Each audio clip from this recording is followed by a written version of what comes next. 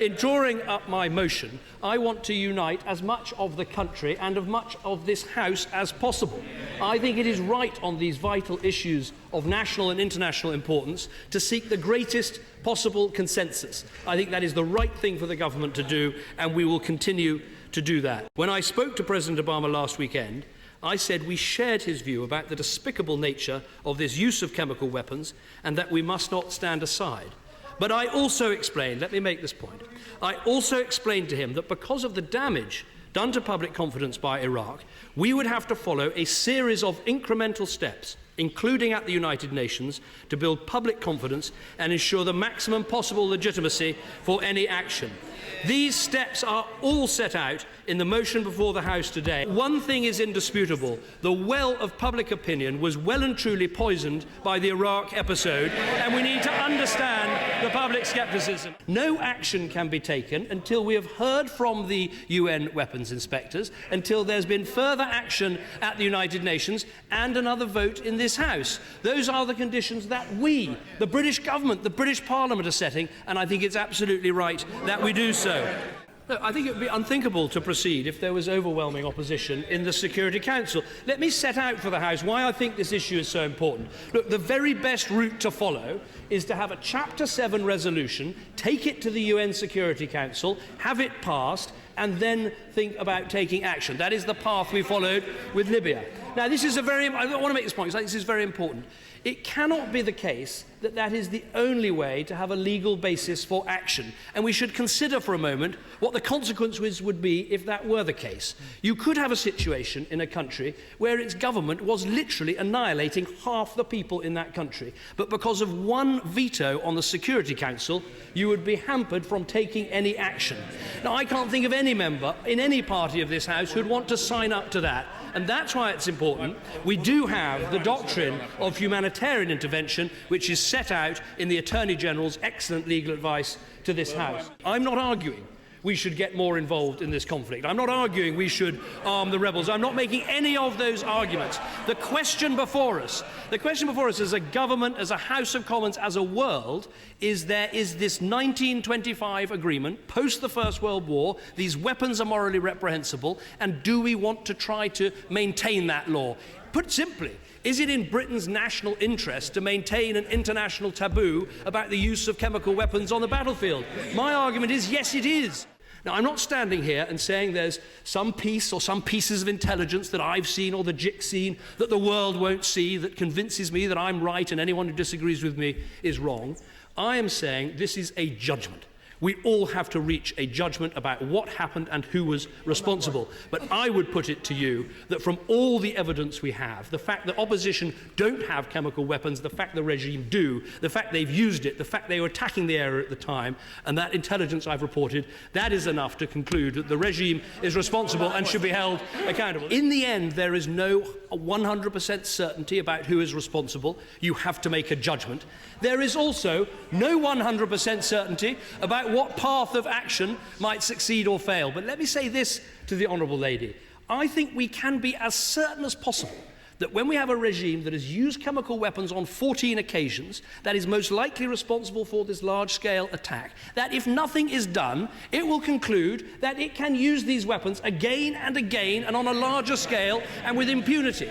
And when people talk about escalation, to me the biggest danger of escalation is if the world community, not just Britain but America and others, stand back and do nothing.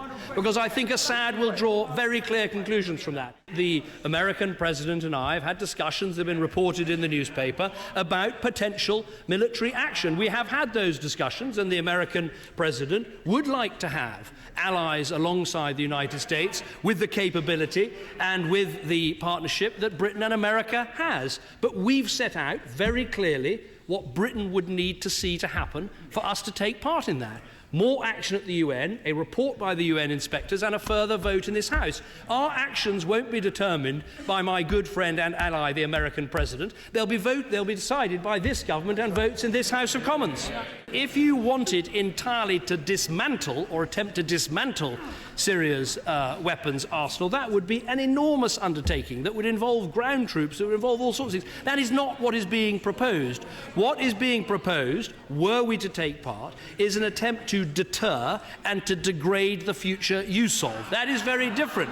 And you would do that. I don't want to set out at the dispatch box of the House of Commons a list of targets, but it's perfectly simple and straightforward to think of actions you could take to do with command and control of the use of chemical weapons and the people and buildings involved in that, which would indeed deter and degrade. I don't want to raise, as perhaps was raised in the Iraq debate, the status of individual or even groups of pieces of intelligence into some sort of quasi-religious cult. That wouldn't be appropriate.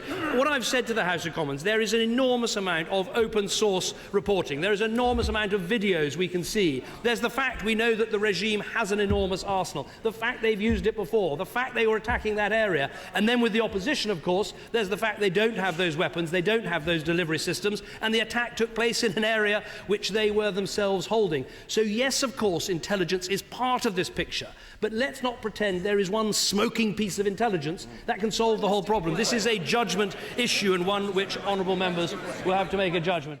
Now, there's not some choice between, on the one hand, acting to prevent chemical weapons being used against the Syrian people, and on the other, continuing to push for a long-term political solution. We need to do both. We remain absolutely committed to using diplomacy to end this war with a political solution. But let me make this point. For as long as Assad is able to defy international will and get away with chemical attacks on his people, I believe he will feel little, if any, pressure to come to the negotiating table. He is happy going on killing, maiming his own people as part of his strategy for winning that brutal civil war. So far from undermining the political process, a strong response over the use of chemical weapons, in my view, could actually strengthen that political process. I can assure members of this House that the divide that exists does not exist over the condemnation of the use of chemical weapons and the fact that it breaches international law, nor does it lie in the willingness to condemn the regime of President Assad. This is one of the most solemn duties that this House possesses, and in our minds should be this simple question, which is upholding international law and legitimacy. How can we make the lives of the Syrian people better? And we should also have in our minds, and it's right to remember it on this occasion, the duty we owe to the exceptional men and women of our armed forces and their families, who will face the direct consequences of any decision that we make. Mr. Speaker, this is fundamental to the principles of Britain, a belief in the rule of law, a belief that any military action we take must be justified in terms of the cause and also the potential consequences, and that we strain every sinew to make the international institutions that we have in our world work to deal with the outrages in Syria. For this House, it is surely a basic point. Evidence should precede decision, not decision precede evidence. In light of the weapons inspector's findings and this other evidence, and as the Secretary-General said, the UN Security Council should then debate what action should be taken, and indeed should vote on action. Any military action must be specifically designed to deter the future use of chemical weapons. It must be time-limited with specific purpose and scope, so that future action would require further recourse to this House. And it must have regard to the consequences of any action. Now Mr. Speaker, we must ensure that every effort is made to bring the civil war in Syria to an end, and the principal responsibility for that, of course, rests with the parties in that conflict, and in particular President Assad.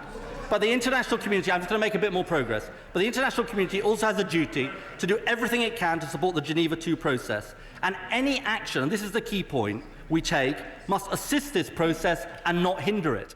I do not rule out supporting the Prime Minister, but I believe he has to make a better case than he did today on this question. And frankly, he cannot say to the House and to the country, this does not change our stance on Syria, this does not change our involvement in the Syrian conflict, because frankly, it would, Mr. Speaker, and the House will need to assess it.